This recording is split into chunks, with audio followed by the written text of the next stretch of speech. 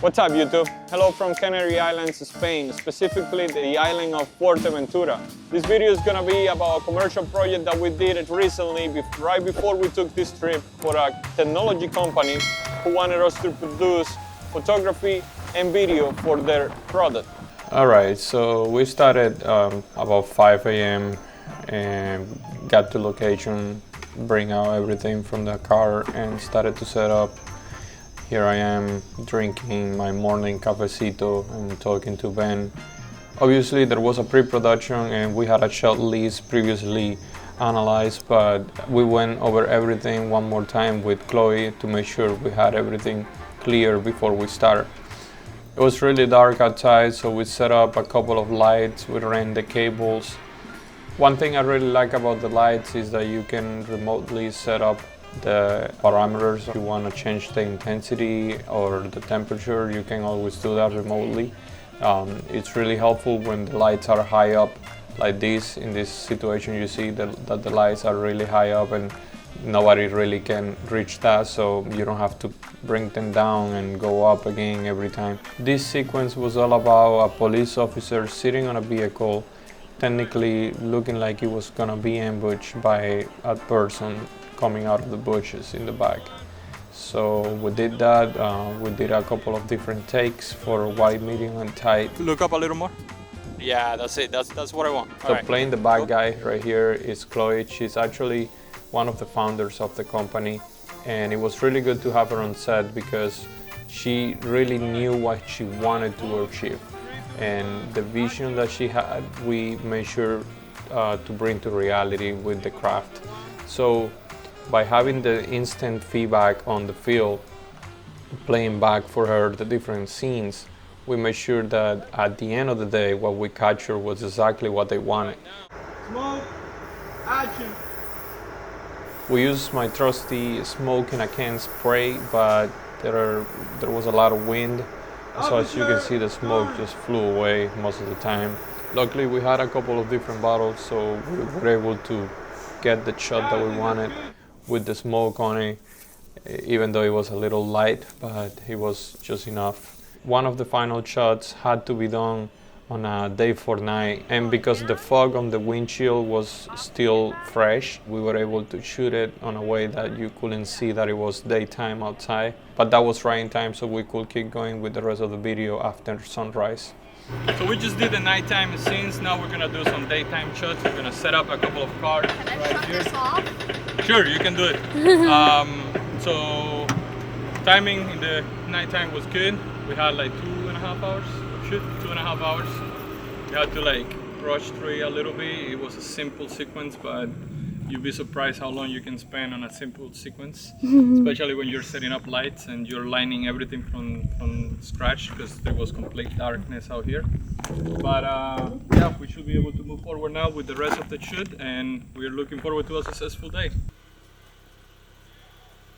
For the next sequence we needed a more urban setup, and we bring on the Challenger. This production was to create commercial content for a radar that goes on top of police vehicles, and it alerts them whenever somebody approaches them. Kind of have to be more in the middle so we can see the entire car park. Let's move this back. I need to just farther back out. The exterior shots of the car, we used this Challenger, but then for the interiors we swapped with the original vehicle, which is the only one that had the installation on. We just had to make it look like it was the same car. Besides the two big Amaranth lights that were power supplied straight from the outlet, we used a total of 5 LED lights, from like a smaller Amaranth LED light to a kit of the GVM LEDs that are a little bigger. The output on those is not great. It's usually made for indoor shots, but if you combine them or use them on the proper proximity, they can definitely do the job. We even use them to replay the light from the laptop screen, so that way you can control how much power you actually want in the subject's face. Operating the camera on the back seat was a little bit of a challenge, especially because I had to get a tight shot from that perspective. And yeah, so we put the tripod in the back seat because right now I'm at 30, but I'm gonna go at 150 probably in a second to get like tighter on the item. So being at 150, it's impossible without a tripod, especially in a situation like this. So I just gotta get some support. Put your standby, flip it up, roll it into drive, and you're rolling. Stop. Just braking in. Great. That's perfect. That's perfect. No, scribble, scribble, scribble, scribble. 10-4. All right. Close your laptop. No, you hesitated. Go back. Go back. Don't hesitate. Commit. Commit. Okay, I'm ready. Okay, ready. And open your laptop. Pull down your stop ambush. Great work. Great work. After that, we did some drone shots of the vehicles. Our good old friend, the rain came in and we had to stop for a second, but we didn't want to lose any time. So we opened the door for the hangar and started shooting inside the garage and did some of the photos that we needed for the section. Isla's been doing a great job throughout the day. Here she is doing some of that great work, making sure that Chloe was happy with the content that we were getting as well, and getting all the still images for the website and product reveal. 2, 1. Great. Alright, one more time, and now is after the rain, we got outside again. We gathered all the vehicles. It was a total of 3 different cars.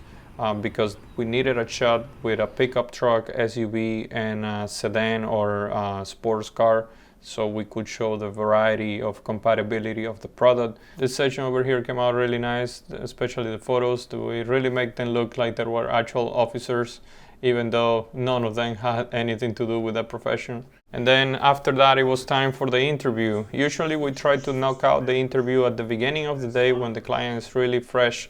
But in this case, we did it backwards because we wanted to accommodate the talent since he had to actually get some work done during the early night. We moved the 2 small airplanes outside of the garage so we could use the whole inside for the interview, set up the lights, put a banner with the logo in the background, and we used some red and blue lighting for the background as well because we wanted to resemble with the brand identity. So that was pretty much it. It was a smooth day. It was also a long day, a total of 12 hours of production. But for the amount of content that we needed to create, I think it was worth it, and the client was really happy with the result. The deliverables for this project were 1 main anchor video that will tell the story of the brand and will be the selling point to showcase on trade shows or their website, and also a couple of different standalone videos that will be the different sequences that we captured. One of them being a hype-up teaser to bring the audience to the edge of the seat, and 2 of the other ones to showcase the product itself and how it's used. Besides that, the photos obviously, and that's pretty much it. And that's it for the video, guys. I hope you enjoyed this new format where I told to you about the different things that went on throughout the day. I'm just trying to bring some value and kind of show how we do things. I'm gonna add a link to the playlist here so you can see some of the final videos. Not all of the deliverables are on that list, but some of them you can take a look at. So that being said, see you on the next one.